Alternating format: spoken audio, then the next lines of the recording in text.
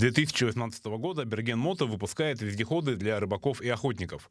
В прошлом году компания решила производить технику двойного назначения, и с небольшими доработками два снегоболотохода отправились на специальную военную операцию. Схема у нас простая, японский двигатель, на вся ходовая от УАЗ-469. Получается надежная связка и себя хорошо зарекомендовала. Мы отправили 2 штуки на СВО, но там есть некоторые нюансы.